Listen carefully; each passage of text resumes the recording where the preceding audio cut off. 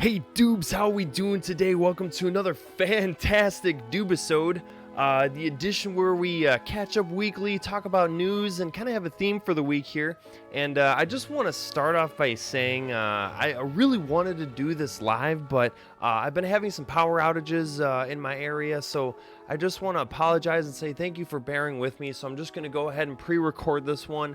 I just really wanted to get this Dubisode out and talk about the things I want to talk about, just get some of the gaming news before we have an exciting event tomorrow, and talk about a game that really inspired this underappreciated Dubisode, where we'll talk about some titles that I feel like really do deserve a second chance going into the next generation here. So hope you all are doing well. Thank you so much for bearing with me. It's so hard when we're working with technical difficulties, everyone's streaming everything. So let's just go ahead and record this one. Thank you for watching. Please like, share, sub, follow, all of that. It really does help the channel grow. I know you hear that a lot from a bunch of different channels, but I really am dedicated to my following here with you on Facebook, sometimes Twitch, but mostly YouTube here. So make sure you go check out all the content.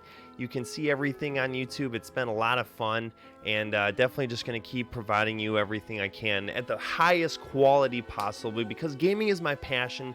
So thank you, Dubes and Dubettes. But yeah, let's, before we just get into this real quick, I'm also just playing the whimsical, awesomely, very well produced music of the Tifa theme that you can download now on the PlayStation Network. And the Days of Play sale is actually going on, so there's some really good deals there, and I'll mention a few games that you can check out at a super good price that definitely deserves your time should you have it. I know we're all isolated and trying to stay away from the outdoors right now, so let's just get right into it here, Dubes and Dubettes. I feel like I'm doing this for the third time, but really just wanted to get this Dubisode out so you can check it out. Hope you're having a great day. But yeah, let's just talk about the bad, the good, the bad, and the ugly. I'd say this is a little bit of ugly, but again, things happen so that we can move forward and fix the things that don't work. I know there's a lot of that going on right now. So yeah, Sony was recently fined $3.5 million, 2.8 American dollars. This is an Australian. This is from Australia, the PlayStation Network, the subdivision of PlayStation Europe.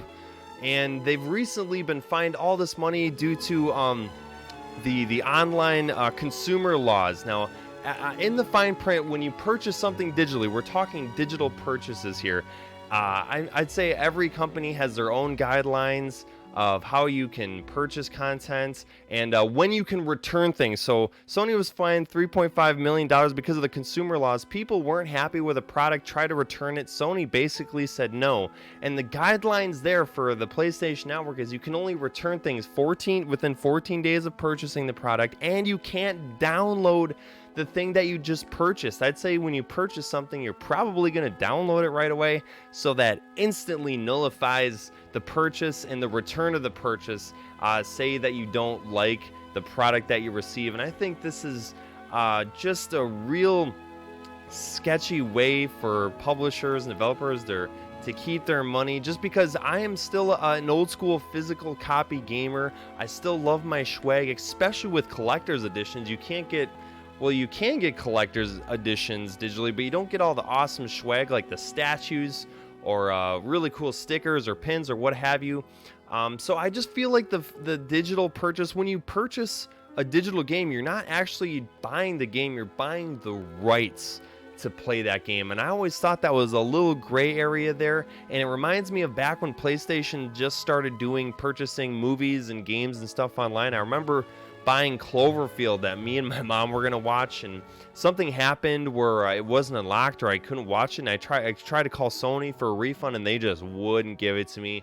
It's really hard. So yeah, I think it looks like a bunch of people here try to get refunds, and I think this happened around the same time Fallout 76 came out, and we all know the disaster that was that game. I think this is a case that's been going on for about a year now, and I think they just came to the $3.5 million deal that they have going on, specifically with Australia again. But I just wanted to just give a shout out or just an advice. If you're buying something digitally, just really make sure that you know the guidelines if you want to return the product, or if you want to do something with it. Just because it is really hard to return things digitally. And I'm not saying all things digitally are hard to return. I'm sure maybe companies like Apple or especially music things, I don't even know how that works. I mean, I'm always still going to be buying discs as long as I can. I'm always going to be an old school. I grew up in the 90s, okay? You know, I like having the shiny new thing in my hand, to appreciate and to hold and to really bear witness.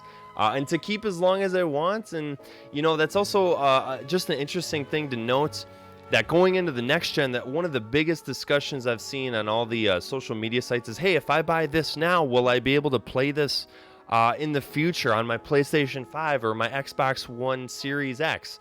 And it's just really hard because, yeah, there's systems like crossplay and cross-buy and the level up, that they've been talking about and implementing. And yeah, some games will be able to be played on the next generation. I think that's important for a lot of people, especially if you just want to pop in your disc and play it that way, like I'm going to try and do. But yeah, we're still waiting on real news and seeing what games really support that. But yeah, digital is just still, I think, a little bit of a gray area in terms if you want to return something that maybe you're not right off the bat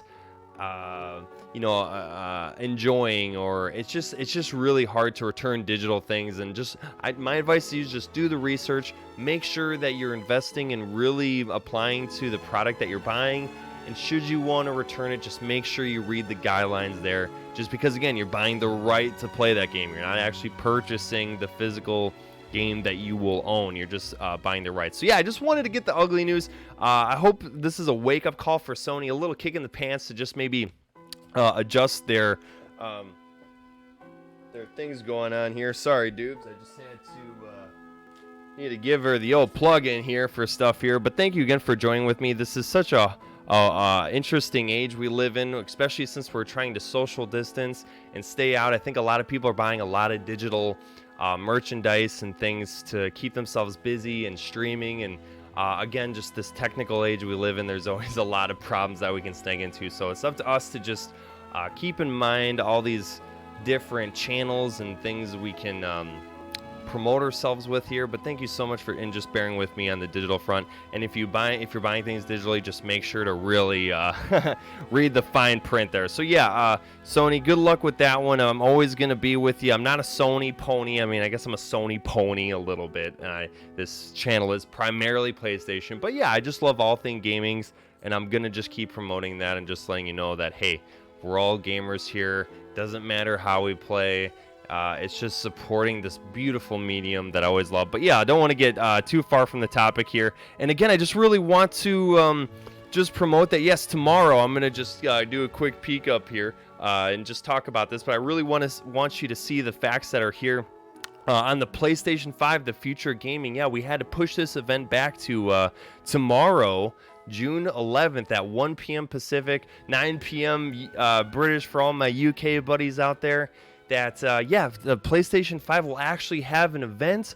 We'll see an hour-long presentation of games and footage, and I don't think we'll actually see the box to this thing or the price, but I think we will actually be getting some really quality information that I think we really need going into this next generation, especially since, you know, this console still has a release date of holiday 2020 along with the Xbox Series X. So we really need to start seeing some info, because the biggest thing that sells these consoles are, of course, the games. So I think we're going to be getting a big info drop on some teasers and trailers. And yeah, I think we've even gotten a couple leaks here. And I just want to go over those a little bit. Looks like we are going to be getting a Horizon Zero Dawn 2, probably a teaser. And it seems like that might be a launch title. Launch titles for new generations are always a little bit lackluster, so it's really awesome to note that Sony and Microsoft are really trying to provide quality titles from the launch of these new consoles, because that's really what's the seller there. I know a lot of people are going to be just picking up anyway just to have it, and we will eventually get these titles, for the base consoles of these next gen consoles we're always so excited for. But yeah, I think we're gonna get Horizon Zero Dawn 2, Maybe not a launch title, but maybe so. I think we're going to be getting a teaser for some other stuff. I'm just going to go ahead and shrink this. Yes, the PlayStation 5 reveal is tomorrow, June 11th at 1 p.m. I wish I could stream it, but I will be working, so just keep your eyes on that. But yeah, I think we're going to be getting other titles revealed, like Resident Evil 8 is supposed to be there. We might get the Dark Souls remake. That's still potentially a launch title for the PS5. Man, wouldn't that be great? But I heard that we might be getting that reveal in a state of play in August. Sony's Nintendo Direct type presentation. So I think they're going to be trickling in news a little bit there. But Horizon seems really fun. Resident Evil 8. And just to, again, just popcorn off of the PlayStation event, the Days of Play sale is still heavily going on. It's going on for a couple more weeks, I believe. So make sure you utilize, and Resident Evil 7 is just shy of $10. I really do recommend that game if you're looking for a very true survival horror game. Not action, a very true survival horror that really rebooted the series there, but I digress. I just want to mention the Days of Play sale event going on the PlayStation Store. You can get this beautiful Tifa theme that we're listening to the great music from. So just make sure you regularly check your PlayStation Store, especially if you're a PlayStation Plus member. There's also a deal going on for PlayStation Plus where you can get it for like $41 for the year. I'll probably still wait till Black Friday, but again, if you're running out of PlayStation Plus, that's a great way to get a hold of that and get it a little bit early, in case you want to retroactively just update yourself there, which I still might do. But yeah, so that's pretty much what the PlayStation event we got going on there. Yeah, and again, we have the IGN Summer of Gaming actually just started today. I've been watching that a little bit. It's really fun to see IGN kind of recreate E3, because that actually would be starting yesterday and going through till today or tomorrow or something like that. But of course, they had to cancel E3 with the pandemic and everything going on there. Again, super better safe than sorry. And just to reiterate on the PlayStation 5 reveal, they had to push that back from June 6th just because so many other voices need to be heard. Completely respectable.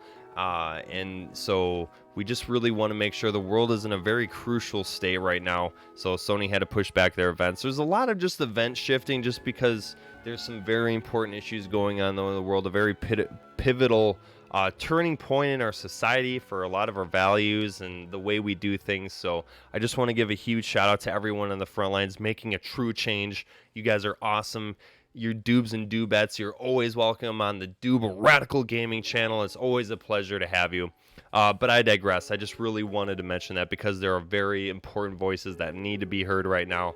And as much as we are all excited for the next generation of gaming, we need to make sure that we just kind of shift things so everything can be hunky-dory, everyone can be happy, and everything that's much more important can come to fruition here. So just want to say that. But yeah, the IGN Summer of Gaming actually did start today. There has been some cool live streams, some games, a Doom-inspired rhythmic game.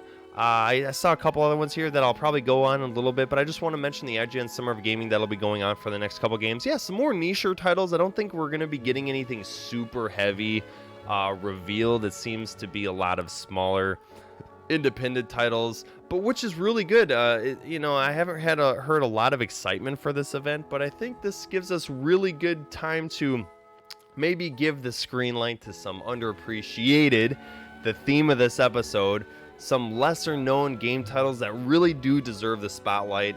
And IGN is doing a great job of streaming everything and making sure they're safe while still getting the news out there, because right now we would be having E3, the most exciting gamers Christmas moment of the year, and we'll see how that goes going forward. Who knows what'll happen next year? It's still kind of in limbo a little bit, but it seems like most developers and publishers will maybe be doing these online viewing YouTube events, and hey, I'm all for it as long as we get the news and streaming.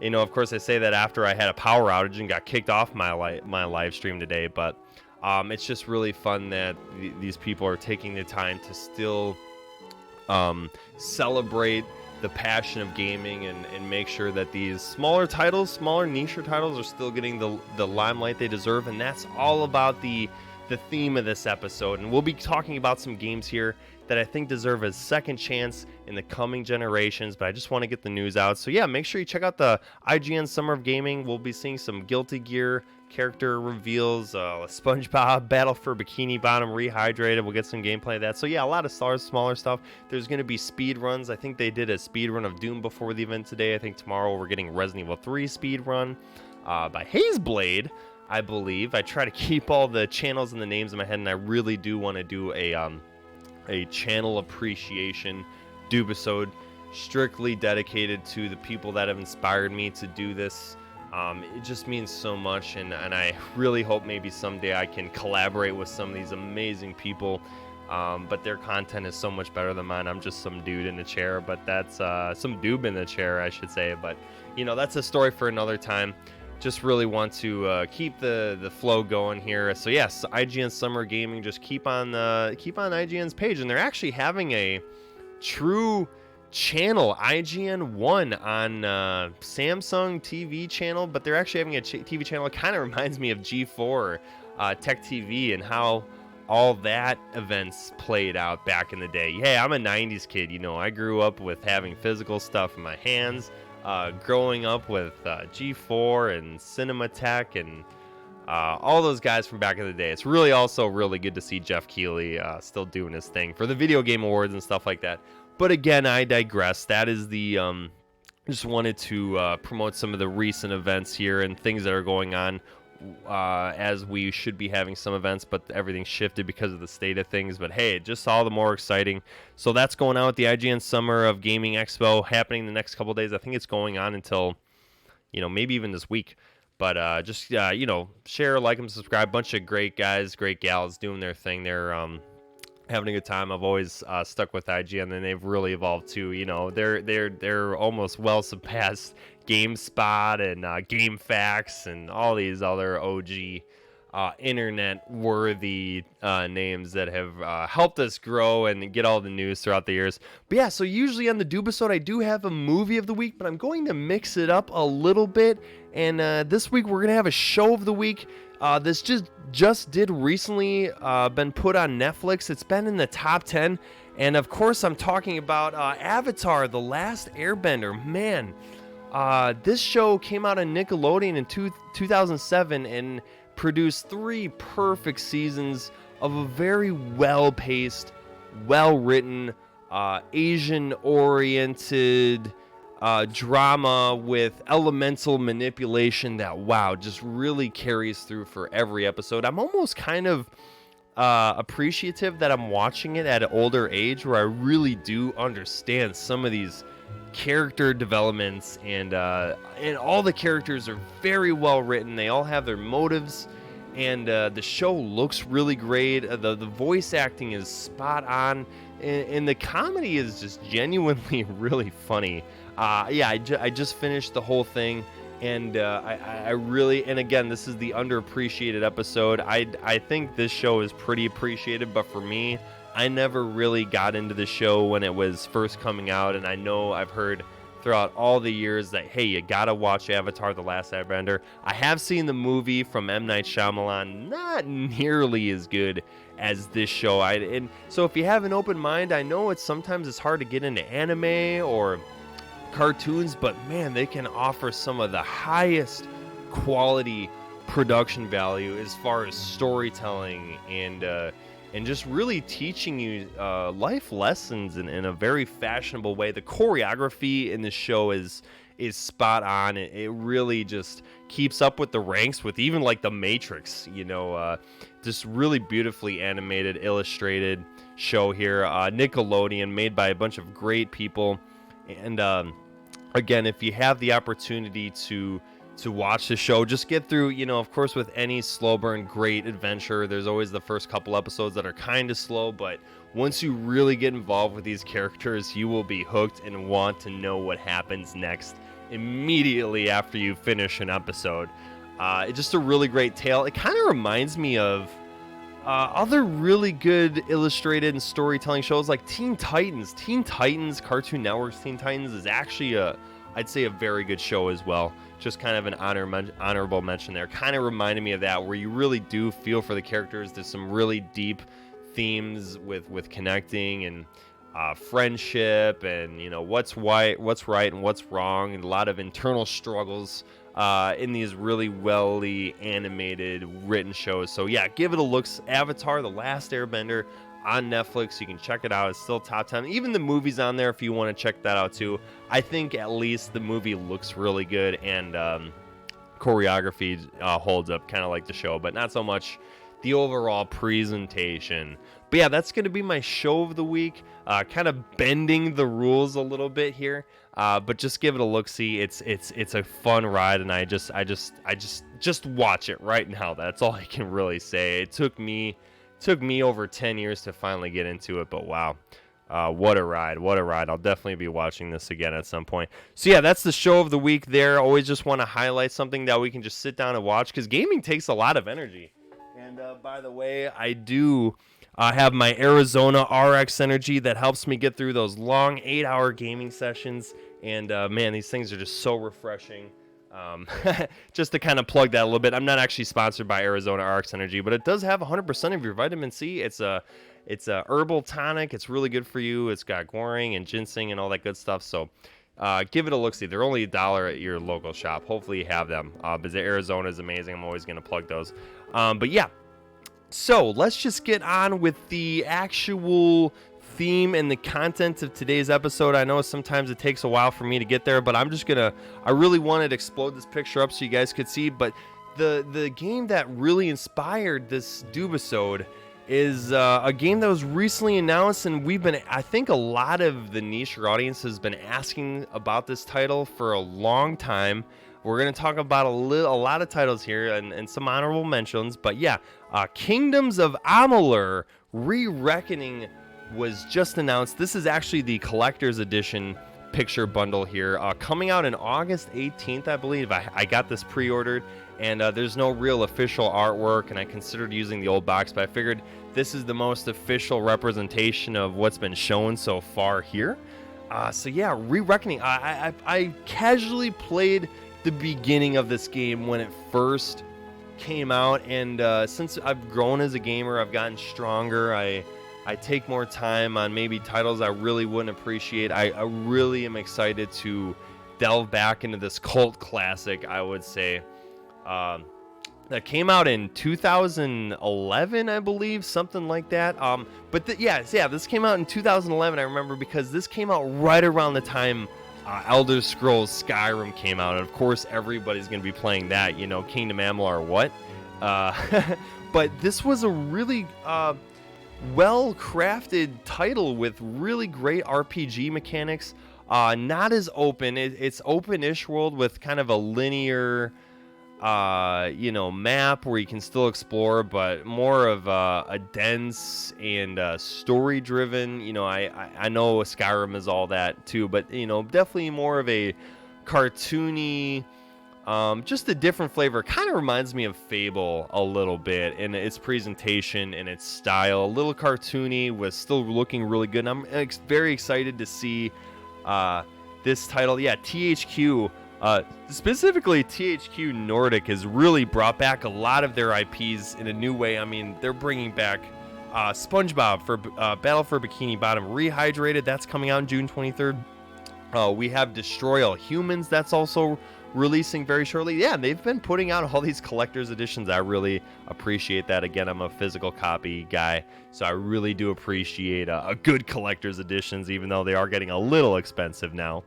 But yeah, this announcement really did spark this whole Dubisode of games that deserve a second chance, and I wholeheartedly believe that Kingdoms of Amalur: Re-Reckoning, coming out August 18th, deserves a second playthrough. I didn't even beat it. I actually have a buddy that just recently replayed this whole game, 100%ed it, and like the couple days after he finished it, they just announced this title. So he's ready for it. I'm ready for it. Hopefully you're ready for it too. Keep your eyes on the lookout. I think this might be a budgeted title, maybe a $40, $50 game, maybe the $60 price tag like usual. I think the collector's edition here is priced at $110. But keep your eyes on it. This is going to be a great RPG if you're into the fantasy. I think they'll really do this re-release justice, and I really hope that the titles here I'm going to talk about also get another chance as well.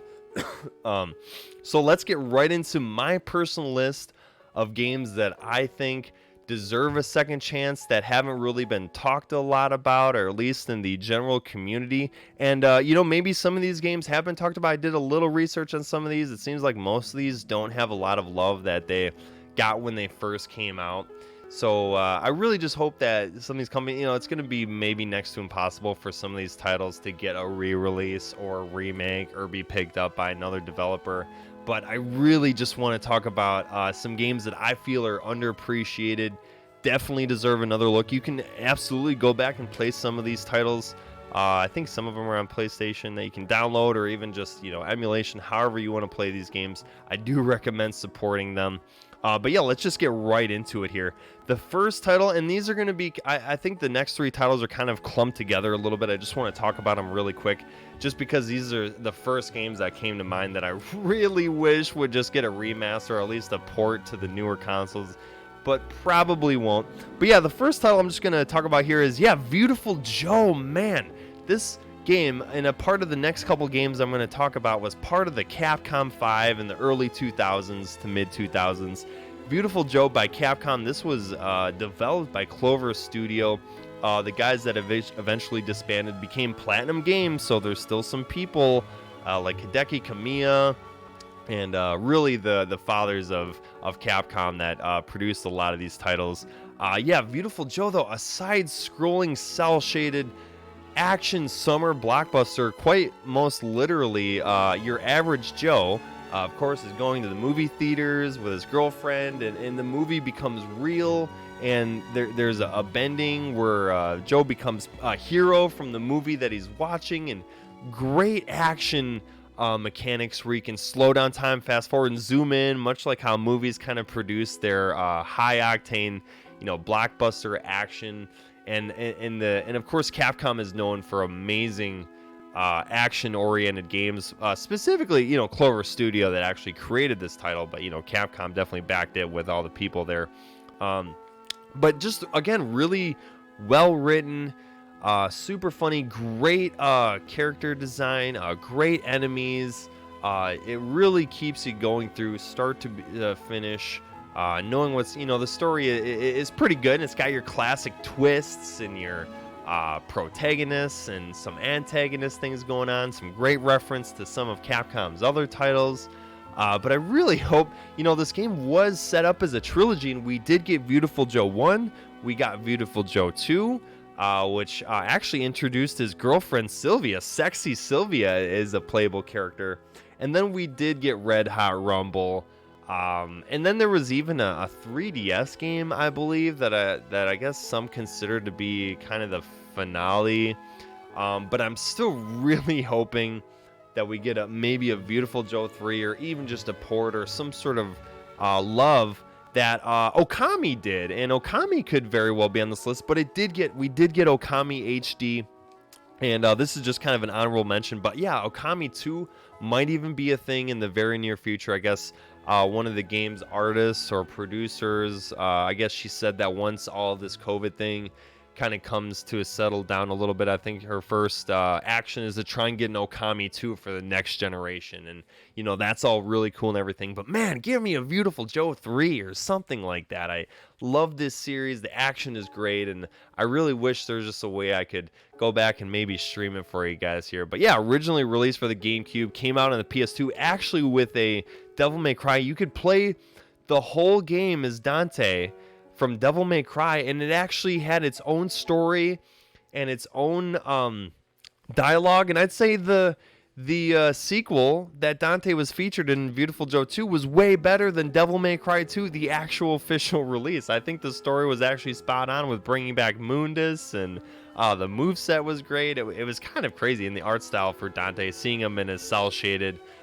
Truly just back in the day when content was actually released and at a very at a very high level of content. You didn't have to pay for it. It was just included in the game. It wasn't DLC or a loot box or anything.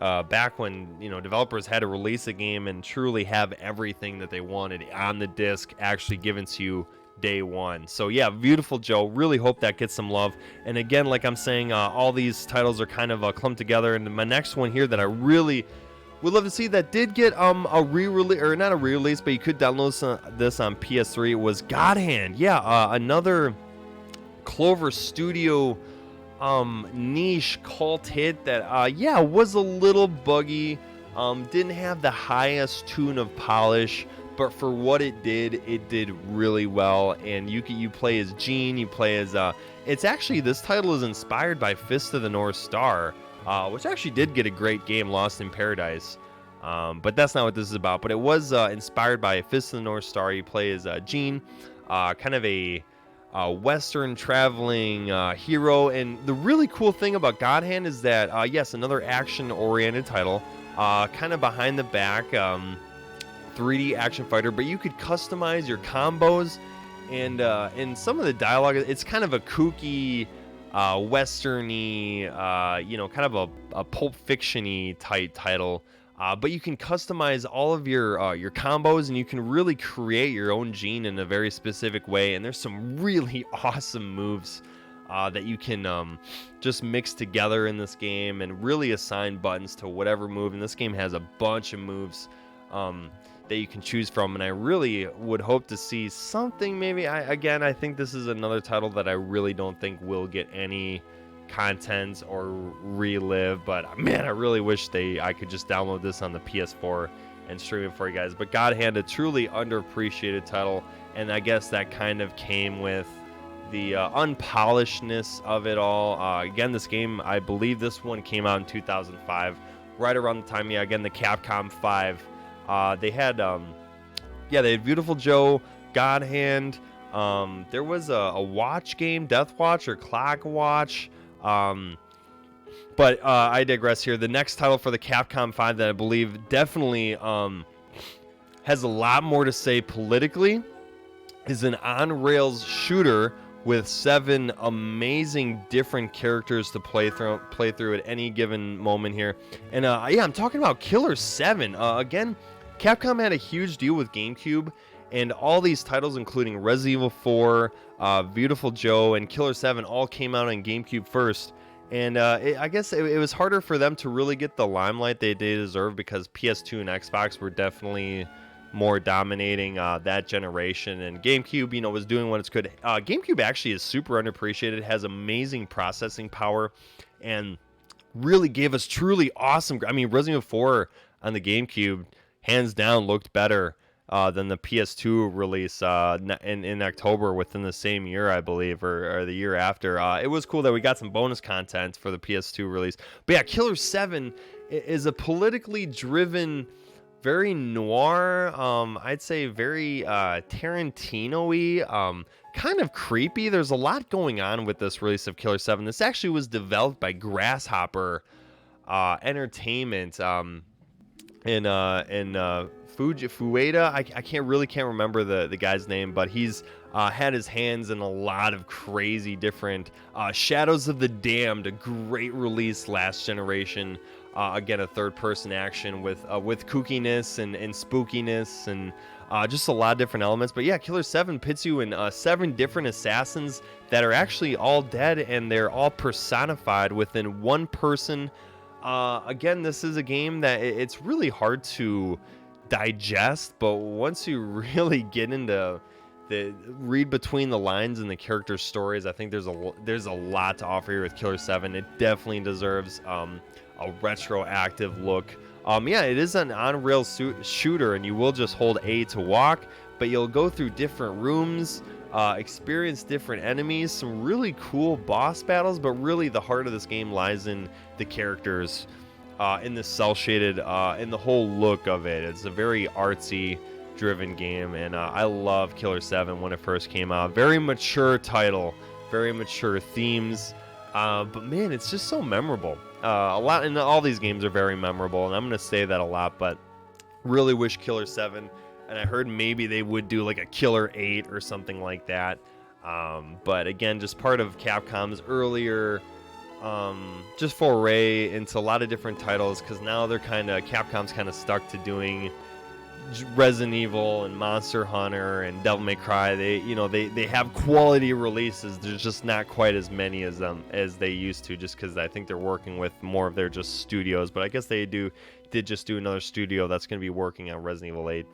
2M, I believe, is a subdivision of Capcom here. But yeah, Killer 7, if you want to watch some gameplay, just give it a look. Very crazy cutscenes, very interesting title. One of the more interesting ones with deep content, I'd say, for Killer 7. So yeah, we're going to keep it right along. But yeah, those were kind of the clumps of the games from Capcom Studios, Clover. Again, I love Capcom. I think what they do is very progressive, very changing, maybe not so much more nowadays, just with the budget that it requires to make a game. It's just kind of harder. But yeah, I loved all these titles that came out in the mid-2000s. Capcom was on a roll still in the mid-2000s. Kind of digressed a little bit and then really brought themselves back. But man, what a title Killer 7 was. So yeah, I did recently just stream this game, and you can check out my arcade playthrough.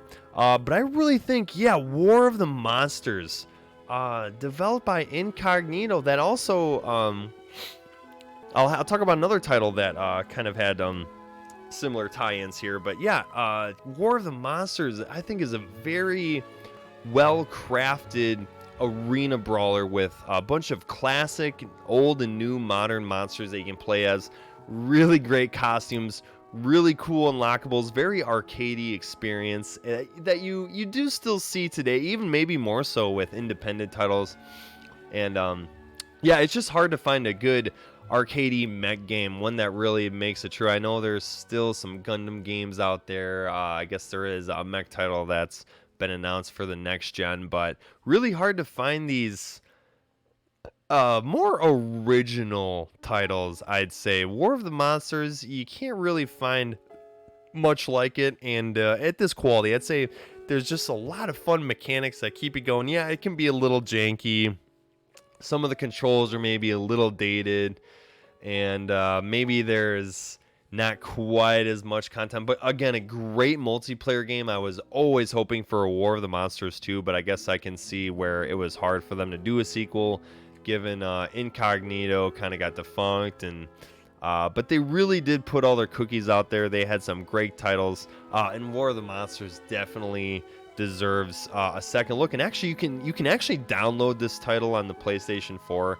Again, this is just a list where I really hope that maybe they do get a true remaster or just shed some light on these titles. And again, there might be more info on some of these titles I'm mentioning that are having some light shown on them, and maybe there is some news about some of these titles. And let me know in the comments. I really do want this to be an interactive channel, and I wish I could be doing this live right now, but again, just given the state of my power outages and stuff, I just really wanted to get this Dubasode out and at a good quality. But I really do like doing things live, so I'm just gonna put it right now. Please like, share, subscribe. We're not quite done with this Dubasode, but I just kind of roll with it here, just talking my thoughts. This gives me a chance to just word vomit and talk about some great titles. And so yeah, let me know in the comments what game you really think deserves a relook here, or a niche title. It really means a lot to me, guys. You guys are awesome. Thank you so much for joining with me. It really does mean a lot.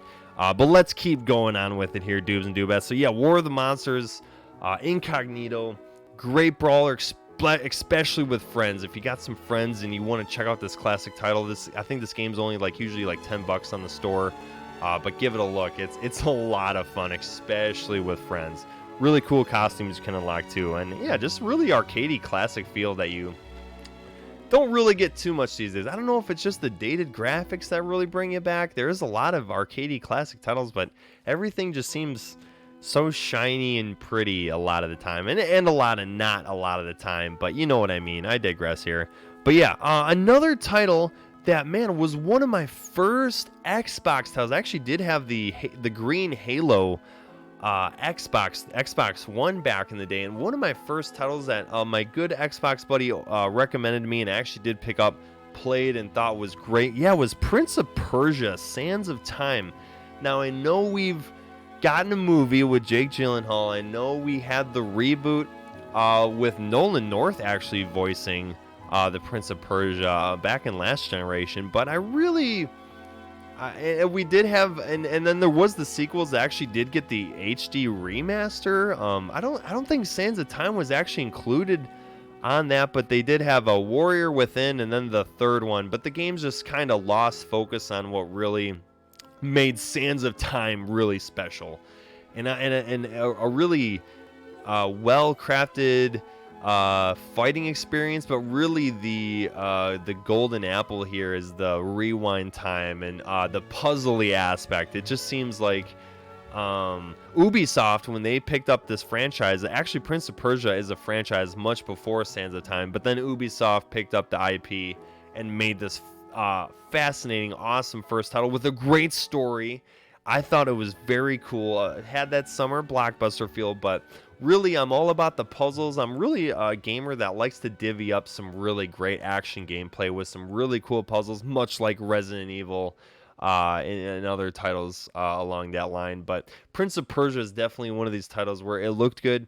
Thought the characters were really cool, and again, I'm speaking from memory here, but really the puzzles, and it is a game where it's like, oh man, I'm stuck in this puzzle for an hour. I'm really trying to figure it out, and I just hope that maybe Ubisoft does something with this. If you guys have any info about Prince of Persia, or maybe a release or something, and I didn't see the movie with Jake Gyllenhaal, and I'd rather not share more of my brain memory to cloud it up, because I'd really rather remember this title, Prince of Persia: The Sands of Time. It was one of my first Xbox titles back when I did get a lot of things for Xbox, just because I always felt it was stronger, and it did have a higher processing power, and I played Spider-Man 2 on Xbox over the PS2, and you could really just see it was a little bit more refined on the Xbox, kind of like how GameCube did their games. Even though there wasn't as many games released on the GameCube as much as the PS2 and Xbox One, it really always did strive for quality for the most part. I mean, Nintendo is super genuine, and they really make sure that the titles that come out on their console are worthy of playing. I mean, I know there was some that didn't really turn out too well, but again, I digress.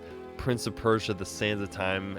If you guys go back and play this title, let me know what you think. Let me know if you've played this game. I just have a very fond memory of playing this game and being stuck on some really deep, challenging puzzles that really broke up some really awesome gameplay, and you can rewind at any point during battles.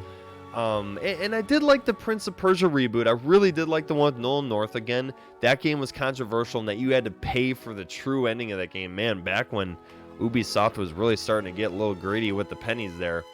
But from what I played, I did enjoy it. It did have some really cool platforming, and Prince of Persia was always known for platforming, much like this title and the titles that followed it as well. But Prince of Persia 1, by far the best, and I really hope that maybe we can get a re-envisioning or a remaster or something again with this title, or maybe even a different title. I don't know. I just wanted to highlight this title here, Prince of Persia. But yeah, let's take it even a little further back.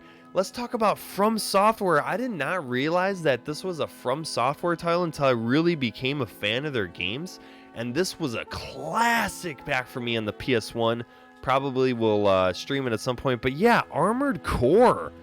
And it's really funny how I can see a lot of the elements from Armored Core actually put into Dark Souls and even Sekiro with the customization of your character. So yeah, Armored Core, you could build your own robot and put it in a battle, and you could go through these linear levels, and the controls are really clunky. It is kind of hard to play. It's even kind of hard to enjoy a little bit, but they did come out with a lot of Armored Cores. This was definitely a seller. I think everyone liked robots and mecha back in the day. I'm a huge Gundam fan.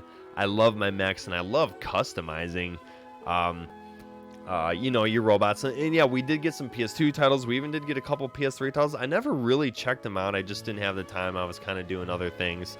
But the ones on the PS1 really do ring true to me, when I was always just trying to make the bulkiest and biggest mech, and you could have it be different colors.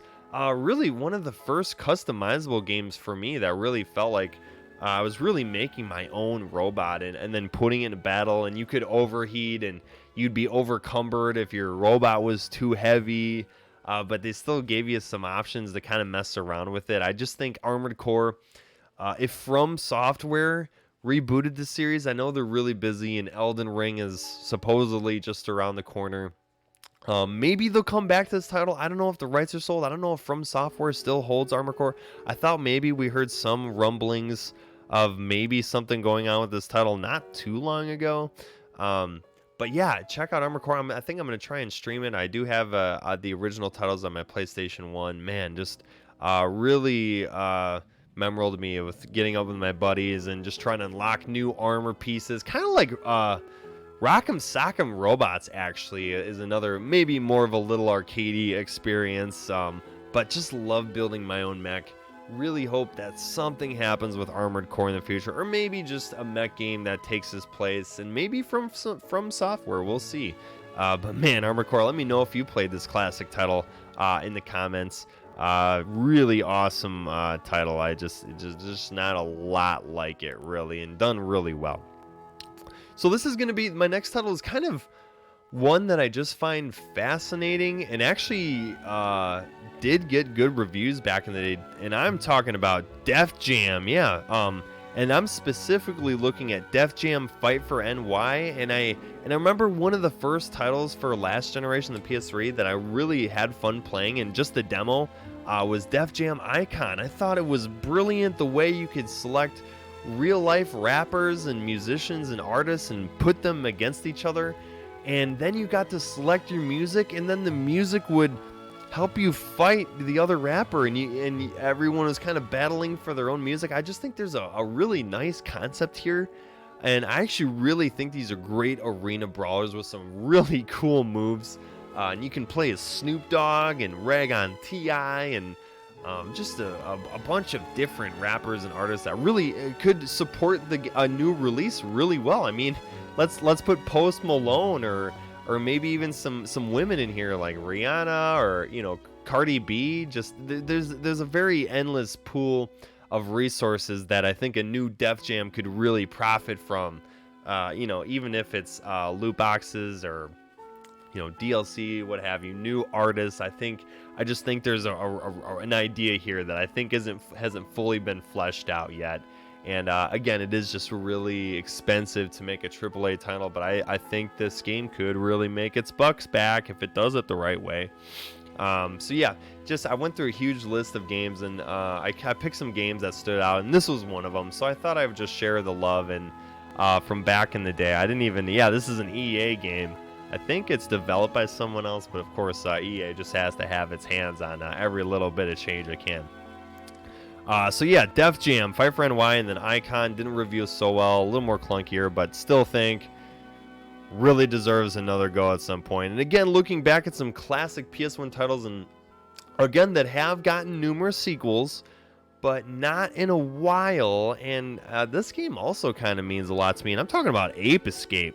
Yeah, Ape Escape back on the PS1. This was like the first game to utilize the new DualShock controller that came out. You had to have an analog stick to play this game. I remember I bought this game, and I didn't have the analog stick. I had just the regular PS1. This guy right here, this PS1 controller without dual sticks. Man, an analog stick. It's really weird looking at it. It just feels light, and it feels just like a piece of plastic. But I like the gameplay loop here. I think capturing things, not quite capturing like Pokemon, but I think there's a fun hunt element here with its cartoony vibes. And we did get Ape Escape 2, and I think Ape Escape 3 was a Japan-only title. Still utilizing the twin sticks, and actually you can play Ape Escape 2 on PlayStation Now. PlayStation Now does actually have some really good titles that you can revisit, and some of these titles could possibly be on here. But I just feel like we haven't heard about Ape Escape in a while, and I guess that's just kind of what happens with all these titles, where we kind of forget about some IPs that just kind of get lost in history. They had their 15 minutes of fame, and maybe this is one of them, and probably all the titles on this list where they had their time, but I think there still can be a little bit of squeezed love out of these. And I'm not talking squeezed love like DLC. I'm talking about a true remaster or a remake. And whenever I see remake, man, and I talked about From Software, I'm really excited for a Demon's Souls. That's the only From Software game I haven't beat start to finish at this point. I have beat Armored Core, and it was hard. But yeah, Ape Escape, I just think in the characters, it had a really good vibe. It could be something for the younger generation while still providing gameplay that can be fresh, but still classic, and still really good in quality. I am actually playing a little bit of Ape Escape 2 right now, and the boss battles, the boss monkeys are really cool. Yeah, Konami title. Yeah, this was Konami, and they kind of intertwined it with Metal Gear here and there a little bit. But for Ape Escape, I think there's just a little bit love for this series if it goes the right way. But again, we'll see. If you have any news about Ape Escape, or if you played it, please let me know. Oh man, those dual analog sticks, man, I was so pissed. I bought the game and then I needed to get another controller, and my mom said, maybe on your birthday. So I had to wait a long time before I actually was able to witness this title. But man, what a marquee title for PlayStation back in the day. I just think, and then they had some PSP love too. But man, PSP, that's going back a little bit. Maybe the Vita as well. But yeah, another marquee title, more niche, that did get a lot of love from the smaller cult audience. But really, and it did get some sequels, and it did get some love even from last generation. But yeah, I'm looking at this game, Katamari Damacy.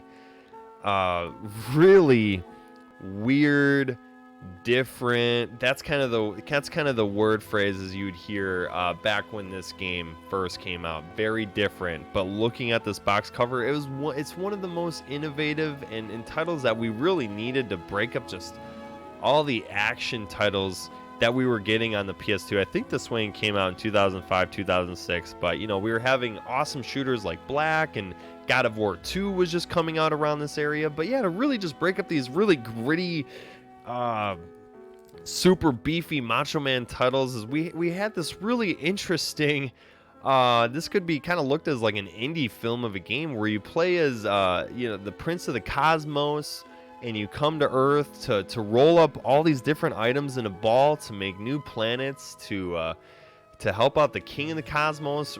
Just interesting character designs, just an interesting artistic look, and you can see this clearly from the box art here. But if you look at videos, man, you'll see why this game really does deserve, especially a next-gen experience where I think rolling up all these different items could look very cool in a newer, modern setting. Yeah, Katamari Damacy. This was a Namco, and now so it'd be a Bandai Namco thing. And they do have Katamari Forever on PlayStation now, and maybe I'll stream that a little bit. But I just would love to see a game like this on the PS4, maybe even the PS5 at this point. It's really hard to kind of talk about games coming out on the PS4. I think a lot of developers are now looking towards the future, especially if they had a release or have a release coming up shortly. But with Katamari Damacy, man, if they put this in a next-gen game and had all these different...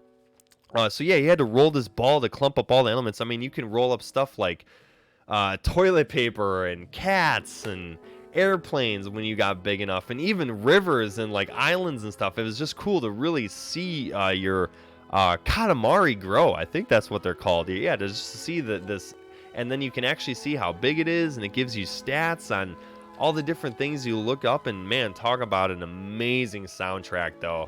Na na na na na na na na na na na na na no no no no no no no. Sorry, I just had to do that because I remember it so well. And given in the PS2, and then we did have a PS3 release, and I remember there was a one exclusive to Xbox, I think, too, and I was really salty about that. But yeah, we just kind of, again, with all these games, it kind of just slowly died out with a trickle of some titles, and I guess really maybe some of these titles were milked already, and that's why they got maybe too much in the light. And this title did get some releases, but I think it still, again, has some life in it. Definitely deserves another look if you've never played Katamari. At least just watch a video of it. It's really fascinating, funny, addicting stuff. All right, so that was Katamari Damacy. And yeah, so here, okay, so I know I was talking about a very kid-friendly, very younger audience. Now I'm going to talk about a not-so-kid-friendly one. And I remember I actually got this title from GameStop when I was not of age, but the clerk sold it to me anyway. And I remember telling him about it, and he was confused. He's like, oh, no way I sold you that game. But he did. And I'm talking about The Suffering. Man, what a gritty, bloody horror experience from Midway. That's now defunct. Midway is not a thing anymore. I'm not really sure where they're at or who owns them or where they've gone to or what's going on there. But this game did produce a sequel, Ties That Bind, The Suffering 2. But I think the first one here is definitely the better of the two. And it almost kind of seemed like it's maybe set up for a trilogy, but this game is so memorable. Playing as Torque, a hardened, misinterpreted, misunderstood character. He gets taken to Malay, maybe I can't remember, Rockford Island or Malay Island or something like that. I think that's actually Resident Evil stuff and Capcom stuff. But this character Torque is accused of murdering his family, is getting taken to a prison, and of course demons and experimentations and Dr. Killjoy, that guy, some really truly fascinating narrations of some of these abominations that you fight on this I consider a very horror title, but very unappreciated. I heard a little about this game when it came out, but I mean, just look at this cover. I mean, what am I getting out of this title? But the story was very good. Very no punches held when conveying the grittiness and the blood and just a very grotesque game, but very cool behind the scenes story elements, especially to some of the enemies you'll fight in this game. But you could watch this game as a movie if you wanted to, if you're just hanging out one night and want to check this title out. The story, I think the voice acting still holds up very well. Man, this game is definitely one of the most memorable. I played this game a lot, and I really wish it would just get a remaster or at least put on PlayStation Now. But maybe we could get one more Suffering if something happens. I just think that there's really good content here that I think, at least if you want to revisit this title or play it if you've never played it, to find the channels to get it there or just watch it. But man, it is a cult hit classic, kind of like maybe like House of a Thousand Corpses, or maybe like a Rob Zombie flick. Yeah, it did have some really cool music with it attached to it as well too.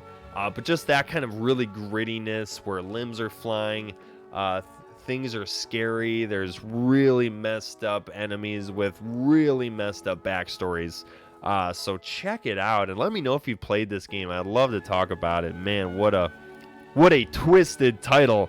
And that's gonna perfectly segue us into my last title that I think really has been overshadowed and has been given another chance, but I'm talking about Twisted Metal.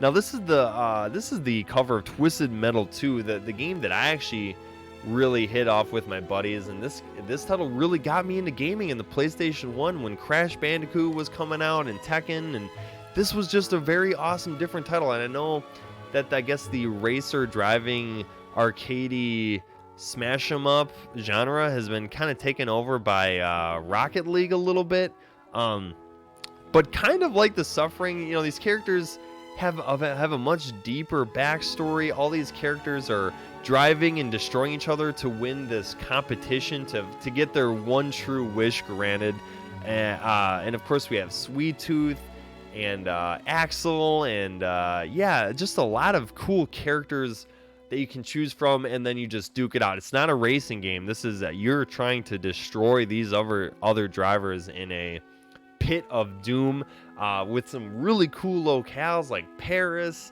Yeah, real life locales, and you get a bunch of power-ups, and everyone has their special moves. But I think this title just deserves something.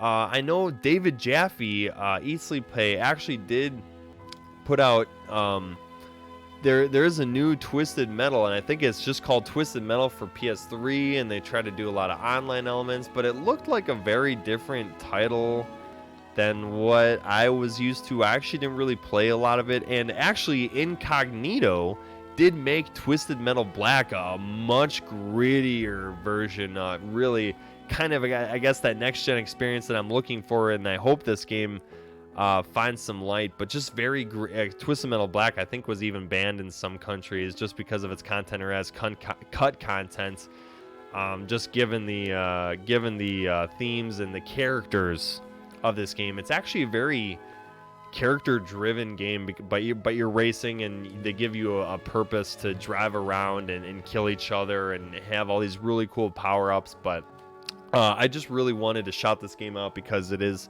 one of my most memorable games that got me into the PS1 genre of gaming, and just really kind of skyrocketed all my love for games to come. And I just really liked spicing up the variety a little bit. Man, Twisted Metal is just a great game to sit down and blow up your buddies. I've played this game for hours and hours.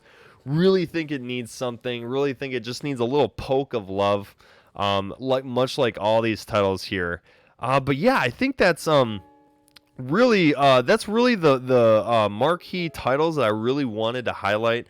Of course, I could mention a bunch of titles, but a lot of games that I wanted to put on this list have gotten remasters and remakes. We finally got Crash Bandicoot Insane Trilogy. We even got Crash Team Racing.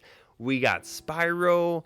And we got the Shadow of the Colossus remake by Bluepoint, which is really hopefully doing the Demon's Souls remake, possibly a launch title for PS5 that we might see tomorrow in Sony's event.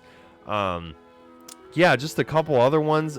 Beyond Good and Evil, I mean, is still on the back burner to get its sequel going on. Okami did get the HD remaster, and we'll possibly see a sequel there.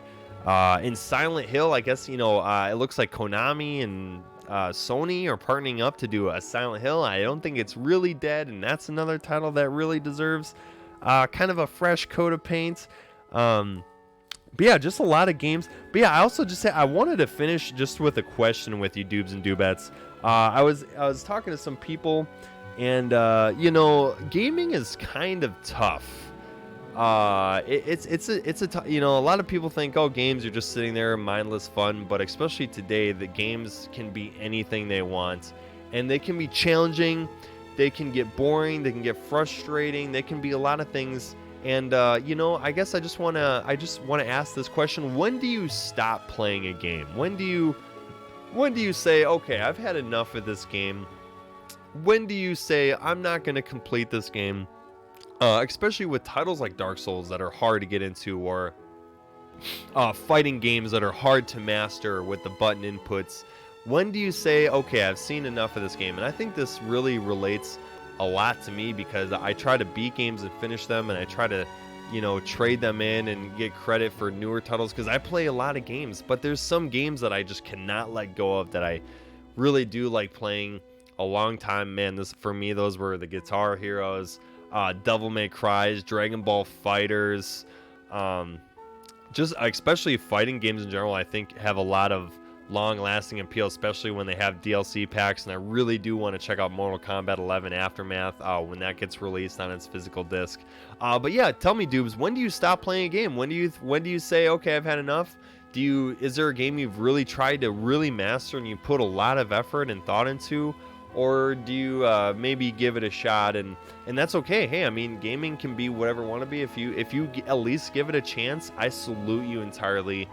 Just for trying a title that maybe you wouldn't regularly try, or maybe one you're really excited for but didn't turn out exactly how you wanted it, and then you try to get a digital refund of it. I mean, good luck there. But yeah, we're just hitting the hour mark here. I don't want to go too long. I'd still need to upload this. Hope you Doobs are having a great day. Please like, share, subscribe, and just all that. I really do appreciate the support from you guys. I know there's a lot of voices that need to be heard right now, for all the issues and in the pivotal moment of the society that we're living in today.